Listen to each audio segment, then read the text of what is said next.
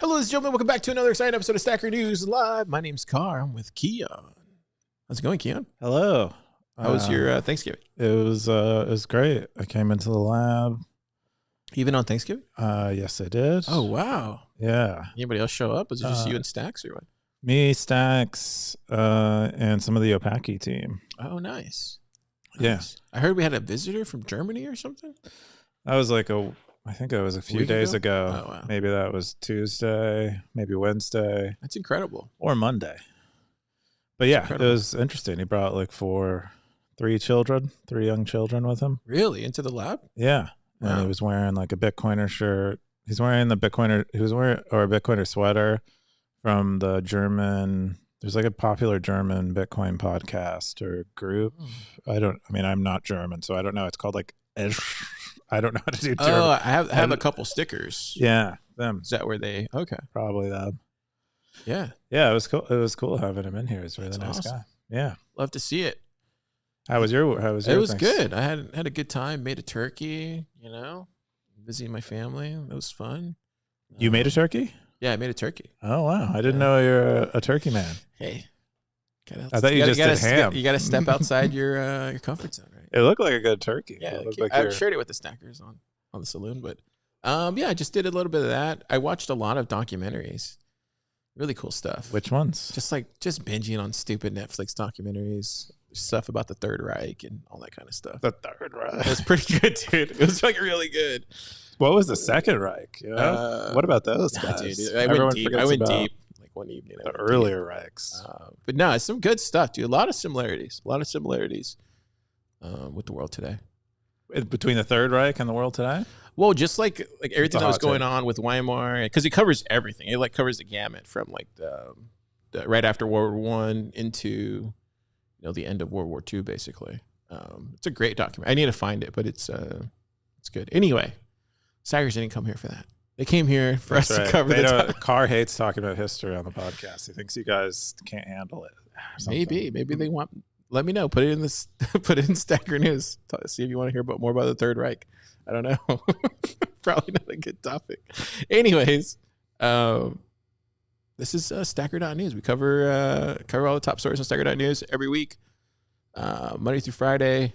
Is this? Yeah, I guess this is the top stories from last Friday up until now. Like, how does that work? Yeah. It's like the last 7 days, starting from when we're looking at this backwards.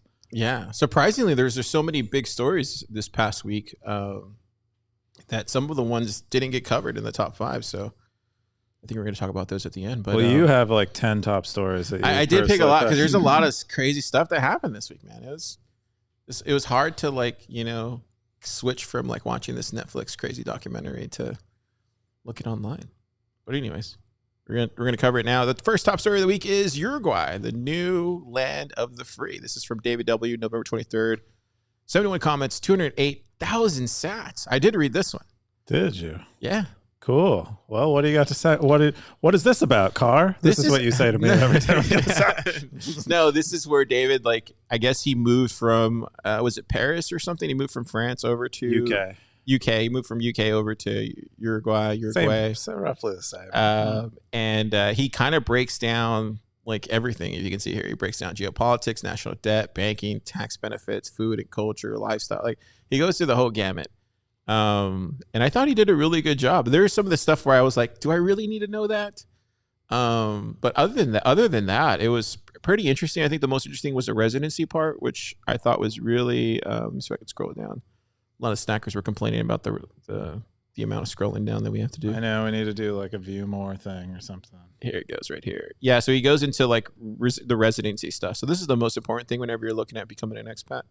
Residency for individuals. Anyone with a monthly income of $1,500 can apply and qualify for temporary residence. Residence for a family. If you're a family of 4, the main applicant having an income of $2,000 is permissible. It's advisable.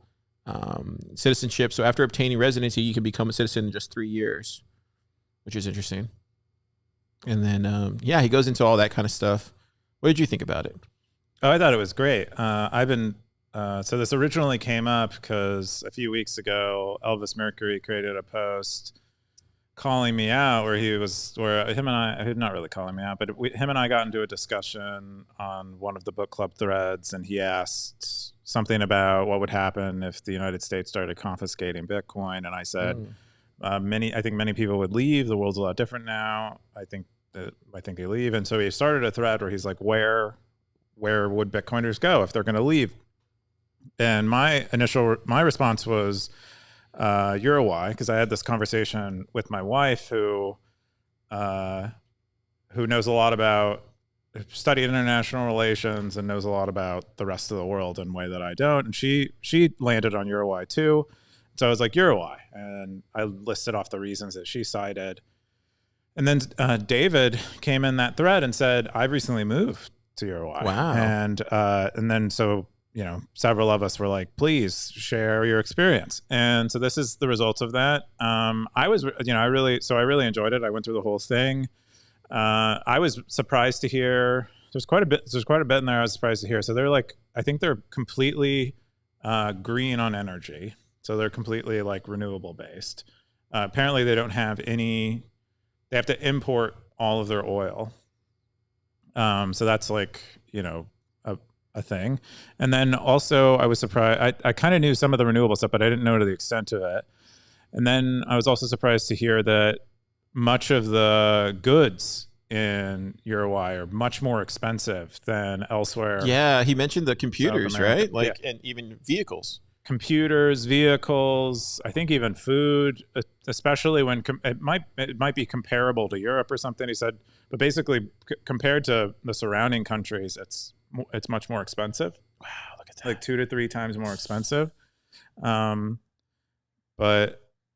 cool. He goes through some of the, you're scrolling through some of the like cities and stuff that he kind of covers. And I was excited to learn about that, because I'm like, well, if that is my like plan B type of situation, then maybe I should go travel there. Where would I go? I've been fantasizing about reading on a beach somewhere, so maybe I go to Uruguay and read on a beach. But really, I mean, cool to see the details of it. The other, he also goes into the downsides, but some of the upsides were like tax benefits. The country is like geopolitically like neutral. Like no one has an axe to grind with them. Their debt to GDP ratio is great relative to the rest of the world. The downsides were that there isn't like such a get up and go culture there in terms of like if you're getting services and stuff. It's very slow. You also hear that in Mexico too, where it's just like it's more here in America. It's just like immediate things happen fast. There's quick turnarounds. Yeah, I don't know what the cause of that is exactly, but it's an interesting quirk. But in general, he's very, it sounds like he thought a lot about moving there before he moved there, and he shares all of his research with us. And it might be a great place to have a plan B. Yeah, a top comment was from him. He said, if you're truly serious and sure about obtaining residency or citizenship in Uruguay, is it Uruguay? I don't know. To get the ball rolling, definitely reach out. And then he lists out a couple places here. Short Simon says, great post. I would like to move there myself. What is the Bitcoiner scene like? He says, appreciate it. There was an intention behind this post. The scene is very small but productive. A few projects focused mainly around education for the youth. Very few merchants accepting, but the guys I've met are deep down the rabbit hole. Passionate Bitcoiners. A few self-mining, acquiring hardware from Argentina. Many of them new to Ouster and Stacker News. So I think there's plenty of potential to bootstrap and kick the Spanish-speaking community into action. Too many using crappy Telegram. Work to be done, and so come on down. You're welcome. Yeah. What do you think, Keyan? When are you going to move?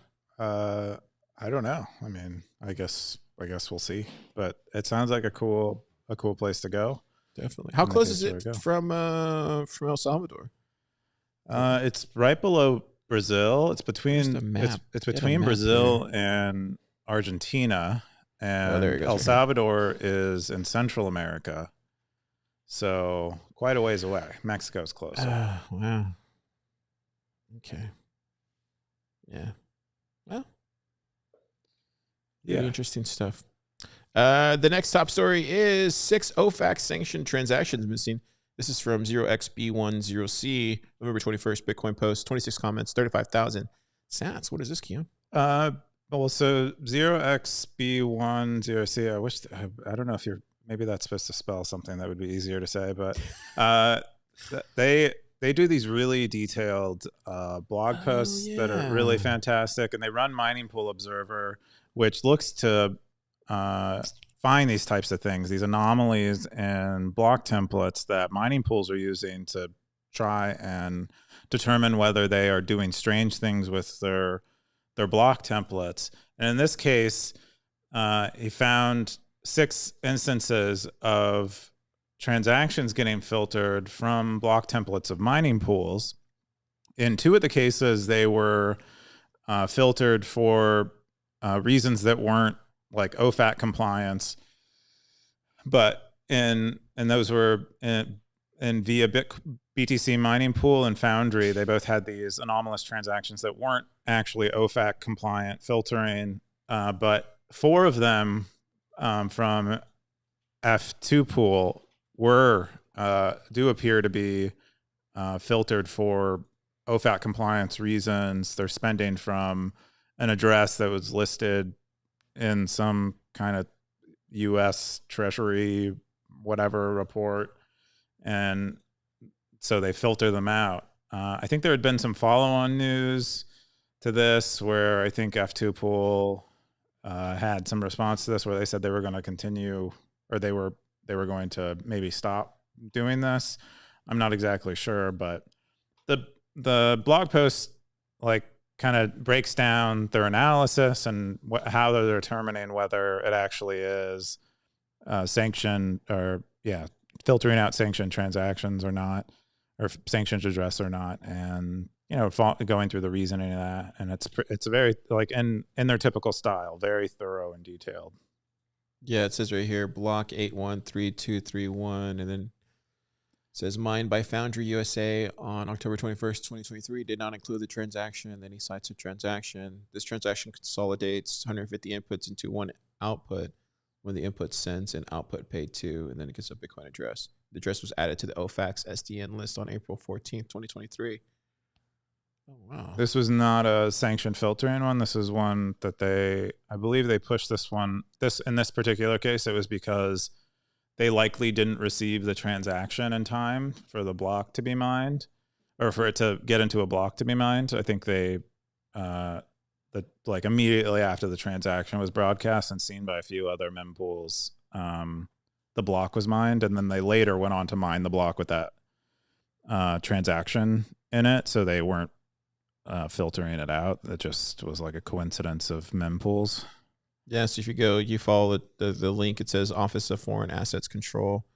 Then it gives a specific, then it says here, specifically designated nationals list update. The following individuals have been added to the OFAC's SDN list. And then it gives all the organizations or companies, I should say. That's interesting. Yeah.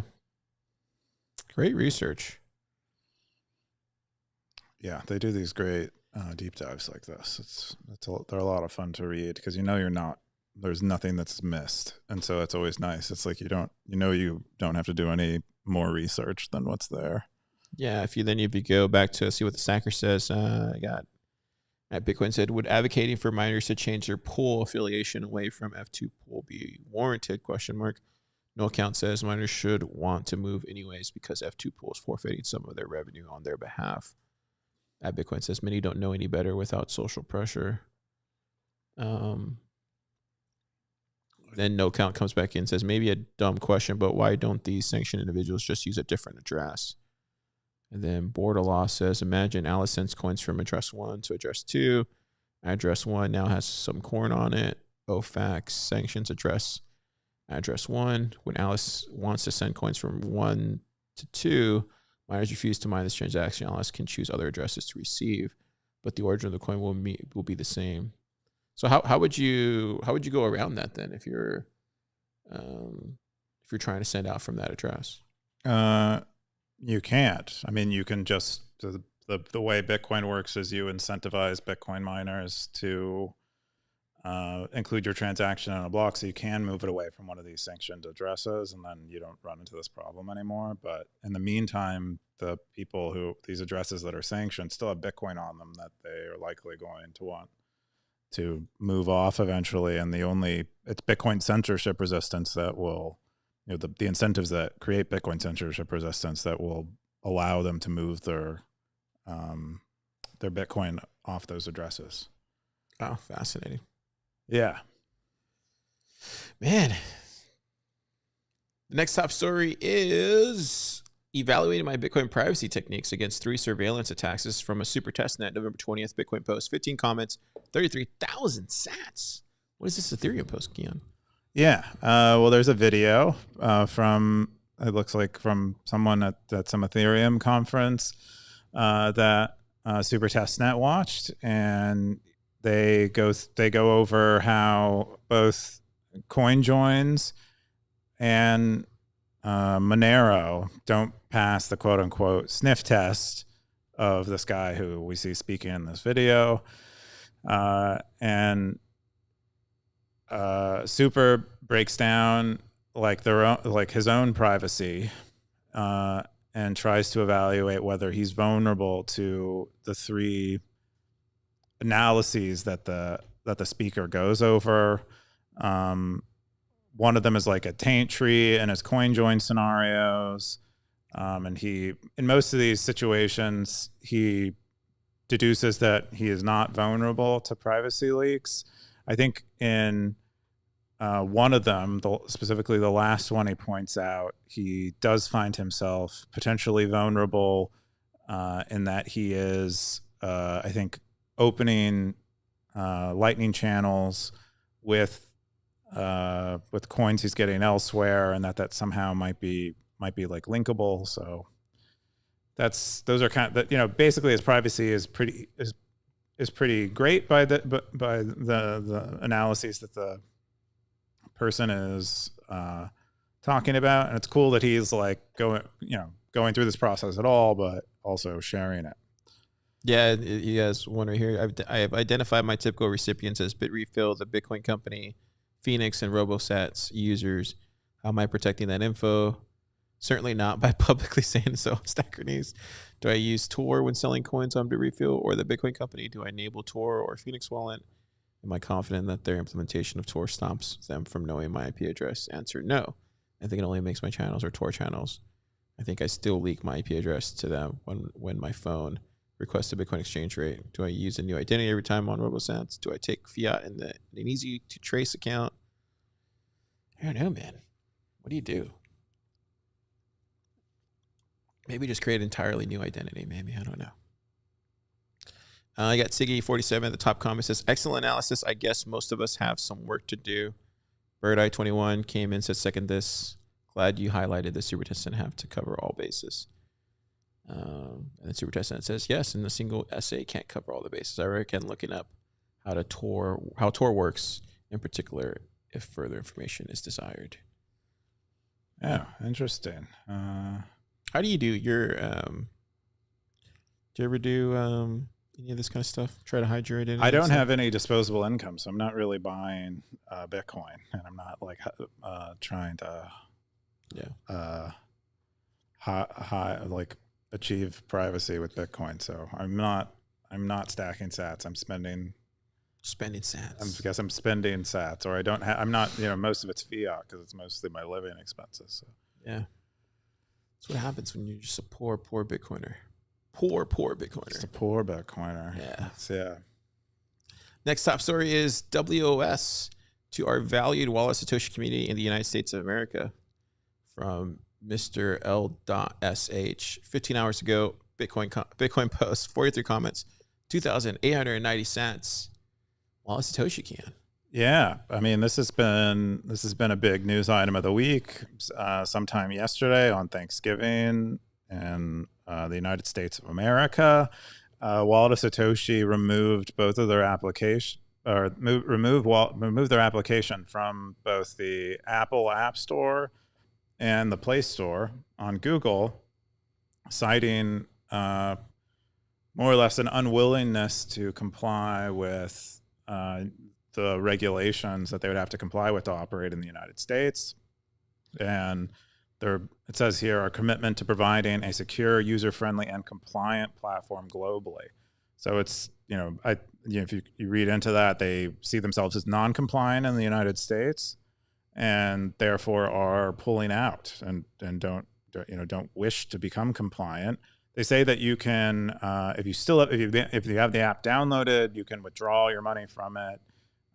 Presumably, you still have access. I would guess they're probably never going to prevent those users. They don't even identify them as American users, probably, and can't tell. So you'll probably still have access to Wallet of Satoshi, but you probably won't get access to updates. And if you replace your phone or whatever. So the recommended course of action is move to one of the many great non-custodial wallets that are available on mobile stores everywhere and don't have this issue. Should we just give up on Lightning and go back to on-chain? That's what we do. You certainly seem to think so. I don't think so. I think no. Doesn't this hurt the Lightning the ecosystem though? No, I don't think so. I think it's a change. I think people just get really strange when their expectations are violated, and I think that's all that's happening here. It's just the way life works. I don't know. Do you think it's possible that they're all rugging us right now? No, I don't. No, you don't think so? They aren't. They don't appear to be rugging anyone. No one. I mean, there's lots of chatter like on social media and stuff, but it appears to not be a rugging type of situation. It is rugging season. I wouldn't know. More kidding. of a carpet guy, but we discussed some of this earlier. Like you had a good take. Tell us, Zachary. My initial theory was that the government pressured Apple and Google to begin looking at the applications it was allowing on their app stores and see if they were like compliant, like in a financial regulation sense. I actually think that might not be what happened here. Given that Wallet of Satoshi seems to have done this voluntarily and doesn't indicate that it had any pressure, I think what might have happened is the Binance fine, which was very large, which I think is one of your top stories. It was like $4 billion. I think that scared them out of operating in the United States. That's my current working theory, is that they see the potential for them to be subject to a similar fine, which for someone like Wallet of Satoshi, which is, presumably a much smaller operation, a large fine like that would put them out of business. Yeah, when I first saw this, to me, it just seemed inevitable. Like, I think everybody, and not only that, but I feel like for the past 4 or 5 months, there's just been more and more chatter around Wallet of Satoshi. Just in the space and in the ecosystem, everybody's just calling them out, basically, for lack of a better word. And this definitely feels like something came over their desk, and it was like what? I was telling the guys earlier, like, to me, like it just doesn't seem. I'm trying to figure out the best way to say this. Like, it's the polite way to say this. It's not a gentleman's game anymore in the Lightning space. Basically, is what I'm trying to say. And to me, when I saw this, it just seemed very on point with kind of how this was going to turn out anyway. I'm not shocked by it. I think the thing that would shock me if they actually did, I was joking about the rugging thing, but if they did, like 24 hours from now, everybody got rugged in America. They basically just didn't clear your sats or allow any withdrawals. I'd be shocked about that. That would be shocking. But to me, seeing them pull their app from the App Store and the Google Play Store in America, to me, that's not shocking. That always seemed like that was going to come just by the amount of heat that they were getting, and the amount. I mean, because we were talking about like a couple months ago, and we were trying to figure out like who was running it, and then I think you had mentioned who was a person, but no one really knew. Well, people know, but people just don't. People forget. They don't. Yeah, they like to forget. Yeah, so that's kind of where my take was initially. But after hearing your take, I think your take makes more sense. Maybe it's just their fear. But they did definitely get the the heat turned up on them, though. I mean, let's not make no mistake. Everybody was talking about them and their lack of transparency and all this sort of thing. So it's. I don't remember people. I mean, people did the heat get? Yeah, dude. The past 3-4 months. I mean, we covered it a couple of times. I have to go back and find the episodes. But, I feel like they've always had that level of heat, but I think the main thing that changed was they're growing a crap ton with. Like, Rook's posting. Rook's posting. Kevin is posting a lot on them, on their growth numbers, which they have on their front of their website. He just I know. I'm just kidding. But so I'm just saying the amount of heat and the amount of because think about it, dude. Like, how much money do you think they're making from this? Like, it's crazy. They have like one of the highest scoring nodes on the Lightning Network, and the capacity on it is like. Oh, I don't know. I forget. That's what I'm trying to say. It's no longer a gentleman's game, and that's like hundreds of. That's what I'm trying to allude to is that maybe. It was like it's out there. Yeah, it's a perfect target. Anyways, you got Tony Giorgio top comment. He says, "Doesn't matter how little it is. If you're custodying user funds, especially in the United States, without KYC, you're going to either shut down, rug, end up in jail, or be unpopular enough to not get noticed." And then Federa says, grateful you guys building web non-custodial wallet. Orthworm says, not surprising, but still disappointing. I know Wallet of Satoshi gets a lot of flack around these parts, but custodial service will always have a place in the Lightning ecosystem. You're fine for small amounts and the easiest way for newbies to receive funds without worrying so much about inbound liquidity. Yeah, man. Crazy. Crazy times. It is indeed. I know. We'll see. We'll see if it's rugging. 24 hours from now, we'll see. It's not. Hopefully not. I would still recommend withdrawal sats. Yes, definitely withdraw your sats. Yeah. But they're not rugging you. The final top story is stranded sats. Elvis Mercury, November 22nd, Bitcoin post, 67 comments, 12.6 thousand sats.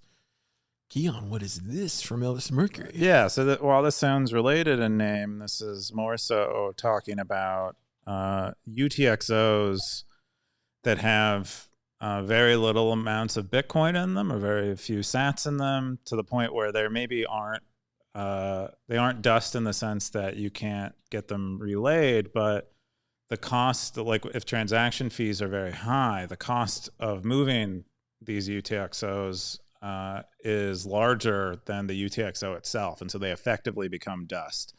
And so that's kind of what this is addressing, and it's saying like, well, how do we solve for that? What, is this scenario actually likely? How do people think about these potentially stranded sats that one day maybe you can't move at all because the conditions have changed such that they're like unspendable. Yeah. You got Darth Core with the top comment. It says, I'm not so worried about the future use of sats. Slowly in time, sats will be more valuable. And I mean, not in fiat price, but in purchasing power. That means in time with less sats, you could buy more things. Free market on steroids. Nowadays on Lightning, you have a F ton of sats, like 5,000 plus on public nodes, not including also the private nodes that are not displayed in the public chart. And so he just goes on and on about the, Yeah, there's quite a few takes in here, but I mean, most of us recognize, I think that it is an issue to think about. I think time, like I think Space Holler says right here, people lose sats through stranding. Effectively, the supply over time shrinks to say a fraction of a Bitcoin. I don't know, man. Let it play out. Let it play. Well, I think the point is here is like, if you play it out, this is like what it's attempting to do is anticipate how it plays out. And there is no magical future solve for this. This will either happen, or we're going to build something that makes it so this doesn't happen.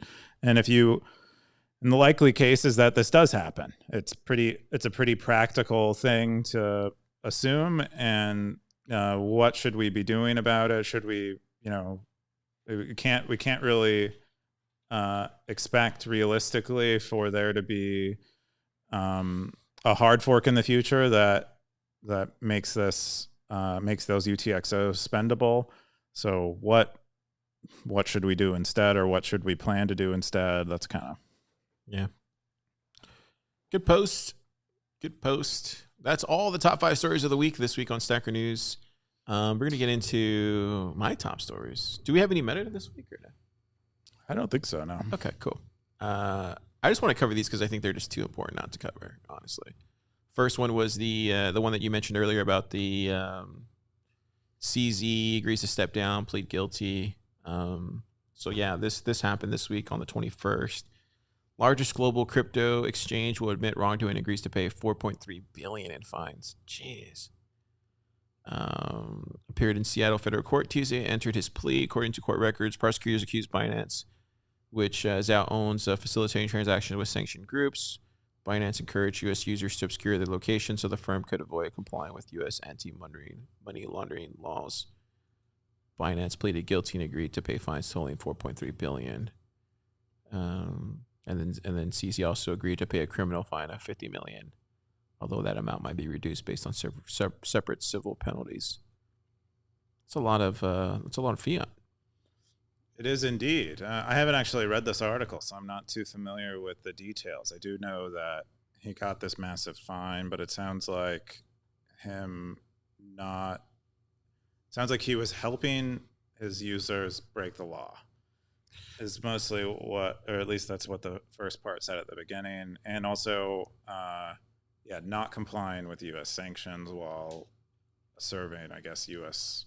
customer base. I actually don't know all the details. Yeah, he says here, CZ knew he had a lot of U.S. customers writing in September 2019 chat that it was better to ask for forgiveness than permission. Ooh. You hear that all the time, dude. For amassing so many American users despite laws that appeared to forbid doing so, according to prosecutors. Then this was interesting here, too. The outcome resembles an earlier case that prosecutors brought against the executives of BitMEX in exchange for trading crypto derivatives that was based in Seychelles. Its former chief executive, Arthur Hayes, pleaded guilty to violating AML laws and was later sentenced to 2 years of probation, avoiding a possible prison term. Yeah, man. I think makes the way for BlackRock ETF. What do you think? Clear path. This might be what's going on here. They're trying to avoid criminals from getting rich or something. Your boy Nick Carter. What did he call it earlier this year? He called it He said it was the crypto shakedown or something. I forget what he called it. He did a whole essay on it. He was sounding the alarm back in May or April, whatever it was. I forget. Operation Choke Point. 2.0. I mean, all this stuff is coming out now. It's pretty obvious what's going on here. The other top story I think was interesting was what is Javier Milei's stance on Bitcoin. KR posted this. He said, I heard a number of people call Javier Milei pro-Bitcoin, but I haven't heard many details on what pro-Bitcoin means for him in Argentina. Does anyone have a good primary source material? And then somebody posted this one here. I'm trying to hit play. Let's see if it plays. I can't hear it. Anyway, he talks about Bitcoin here. He says how it's a central bank. Or he talks about Bitcoin and the reaction to the central bank scam that goes on in the world. I don't know if Kevin said it in this post, but it might have been before. But I think, Javier Milei got elected, prime minister, president, whatever Argentina has. And before he was, one of the things he ran on was shutting down the central bank in Argentina. And I don't know, there's been some news following. I haven't been following this super closely because it's, following politics alone is kind of weird. And then following politics in another country is also, but apparently this is really good and interesting because we basically have another Bukele in Latin America, more or less, someone who is hip to fiat, really, is what it appears we have in Javier Milei. Yeah, that was a post last week. Was it the week before? The last week, where the sovereign individual, and they were highlighting all these things happening. Wasn't this one of the? I feel like this was one of them. Might have been. I mean, it's definitely consistent. It's flippening. It's flippening. Anyways, check it out. Great post. And then finally, this happened like I think 30 minutes after we stopped the last SNL. Was Sam Altman's ouster of OpenAI. This kind of happened over the weekend. What is your take on it? I don't think I've talked to you about it.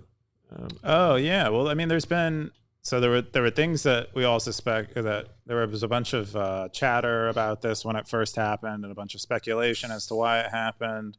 There's been many people. There was some news on Sam Altman's sister who accused him of like sexual assault when they were young and other types of abuse. Some people thought that's what was going on.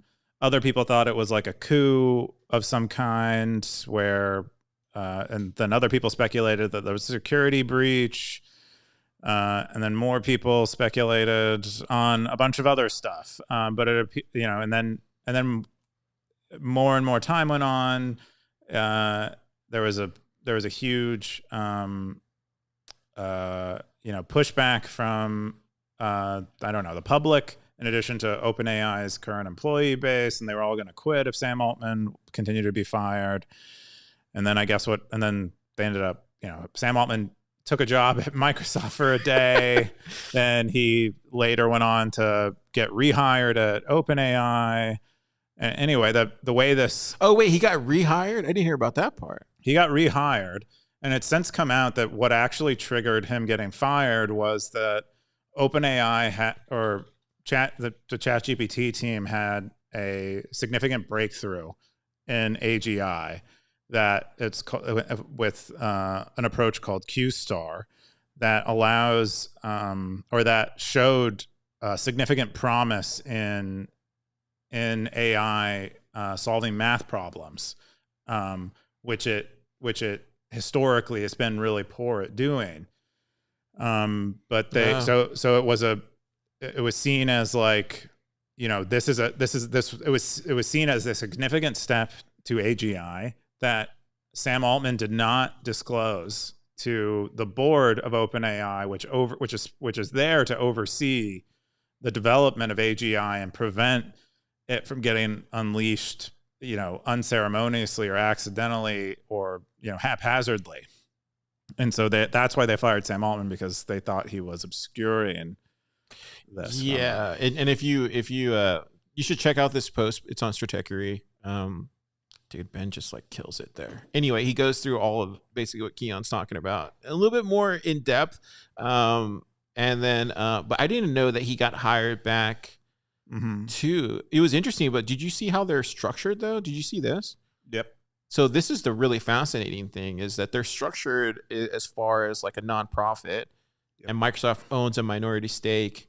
You have employees and investors, receiving equity from this holding company, but they also own OpenAI PLC. There's a lot going on there. It just looks very, very interesting.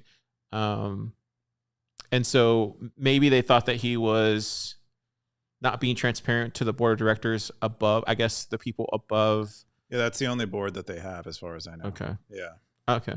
Yeah. Anyway, really fascinating. So what happened when because Satya, he hired them on Sunday night, right? He announced this tweet. Yep. And then what happened after that? He pulled back then what ended up happening was the board all resigned from OpenAI. They succumbed to the blowback of the decision. That a new board was installed, and they rehired Sam Altman, and Satya is like completely cool with that, because that's mostly what he wanted to begin with. He was just giving Sam an alternative path. And so Sam is back at OpenAI, bringing about the AI doomsday that the OpenAI board was set up to prevent. Yeah, what if this is all about the orb? I'm just kidding. The orb. Oh, I see. He's like, you won't let me do the orb, then I'm out of here. I don't know, man. I don't know. I feel like that whole OpenAI thing is kind of a wait and see for me personally. There's just something there, something more there. Yeah, people were saying. I know there's Alex Leishman got a lot of retweeting because he had called OpenAI sus for a while. I mean, its structure is definitely weird. Its founder, who is working like a dog, has no equity in it. It's a very odd, it's a very sus looking situation. I don't know what more could be sus than weird misaligned incentives, though, and also Sam Altman's like reckless ambition. But yeah, that's basically what it shows, right? The ambition that he has to move all this direction that he wants. It's more about that's the scary part. It's like what direction is that? Cool. And then the final story I have, I feel like we covered a lot. This one. I don't know if you saw this, Bitcoin Black Friday. There's a lot of great deals here for the stackers at home. You got sats to spend. Now's the time to do it. Is this all CoinKite project? No, they put together this website, and they allow anybody to go in there and post stuff. So you can see like some of the stuff from Code Card, Tap Signer. Plub Lab has some stuff in there too. Lightning Store. You can go get 50% off on Lightning Store. What are you selling? We have our drop in pass here at 50% off, and then we have our t-shirt that scores be made at 21% off. Cool. So if you ever wanted a Plub Lab t-shirt, now's the time to do it. And there's even Jimmy has his book here too. Yeah, you get 20% discount on it. A lot of cool stuff. I think more stuff is being added. So anyways, check it out, stackers. A lot of cool deals. BitcoinBlackFriday.org. Yeah. All right. With that, let's get into the top stackers of the week. Keyan, David W. Yeah, for the Uruguay post. Siggy, always at the top. Elvis, Undisciplined. Wow, I'm like not even in the top 10. Yeah. Exius, Onions, Darthcoin, Nerd to Ninja. KR falling. Wow. KR, yeah, he's on the list now. Look at that. We got Super, 0x, yeah. Pie Cover. We should do one of these for 0x. That was a great post. We don't have green screen today. Yeah. rsync. Yeah. Cool. Let's get in. Do you want to visit the saloon right now, or should we do it after the Cowboys? Well, yeah, it's your show, Car. Here, I'm just here. What? I'm chained. All of a sudden it's my show. I'm chained to this desk, guys. Yeah, right. All right, let's get into the most boring segment in Bitcoin, baby. This is the most boring segment in the entire world. It's called Top Cowboys. It's all because Keyan just wants to prove that Cowboys are cool. They are cool. That's why we're in Texas. You wear like cowboy boots out of necessity. Because for your cat, for when your snakes come out in the range, you never know. You know, I ride a motorcycle because I could burn my pipe. It's all those things. I see. Anyway, protection. It's for protection. Keyan. You should protect your head with a hat as well. But I understand it's not easy to earn a cowboy hat. Yeah, it looks like the top 5 or so are pretty consistent here. Looks like Ben might have inched up a little bit. Yeah, we'll see. Dark horse. Yeah, we'll see. But looks like we haven't changed that top ranking too much. Some people were expecting people to drop out. Oh, look, Cowboys 3 days away from 300. Dude, we'll be at a year pretty soon of Cowboys. Wow. 3 days away from 300. This is interesting. Jerry Garcia. I've never seen this guy before. Even David W. Jerry Garcia claims to be the real Jerry Garcia, his ghost. Oh, the Ben and Jerry's Garcia? Yeah, of the Grateful Dead. Wow, that's cool. And then we're going to jump into the saloon. Stackers said next time, jump into the saloon. They want to say hi. Nemo says, tip of the day, and SNL, be more of a carpet guy. Just say no to rugs, rug pulls. Wow. Right, guys. Wow, quoting you now. Yeah. Yes, we'll be waiting for you. Whoa. There you go, Keyan. Wow. She's waiting for you. Future wife, Car. And then we got, yeah. Oh, wow. Man, give it a day, guys. Give it a day. Oh, wow. Look at this. What is to themselves. They did it to themselves. Oh, The stackers are funny today, man. Cool. yeah. It's not a very lively. It's holidays. Yeah. What is what is going on? Oh my god. I like how I like how Phoenix is running away from everything. Oh no, they're all moving away. No, they're all watching. No. Look, if it looks like Phoenix is moving, is No, I driving think it's away. it's coming in. Yeah. Oh, I think it's pointed towards North? it. I Is don't it think the- any of these are coming in. I think What is it called? The North Star or the North Board? Starboard, right? It's pointed this way. Starboard. Starboard.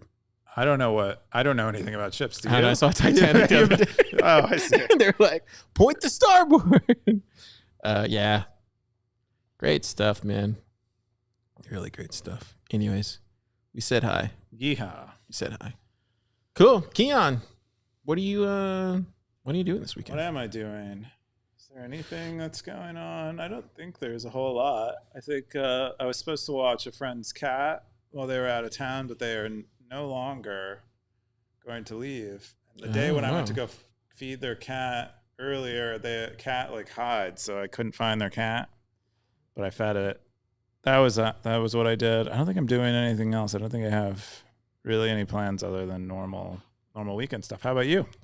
I think I had the whole week off. I don't know if you noticed, but I was gone for the whole week. Yeah, I don't. It was Your great. boss is very generous with time off. It was great, dude. It was. I don't think I've had more than 3 days off in a row since 2021. Like, to be completely honest, and this That was odd? yeah, because I always used to have vacation when I used to have Fiat job. I used to have vacation 4 weeks a year and stuff, and this is the first week where I took 1, 2, 3, 4, 5. I took 6, 7 days off. 6, Came back 7 today, days. something like that. Came back today. How many So- days have you taken off, Jim? From the last year. Yeah, Okay. yeah. I just needed. It's good. Bitcoin takes no days off. We got a comment from Fountain Zap. If we can get an AI John Lennon to record a new Beatles song, we can have an AI Car and Keyan to record new episodes of Stacker News Live. Oh, that'd be great. What do you think of that, Keyan? Well, I know. That's Yeah, from Vake. I don't know. Car's looking for an exit plan here or something. I don't know. Just kidding. All right, Stackers, y'all have a great weekend. Keyan! Zap.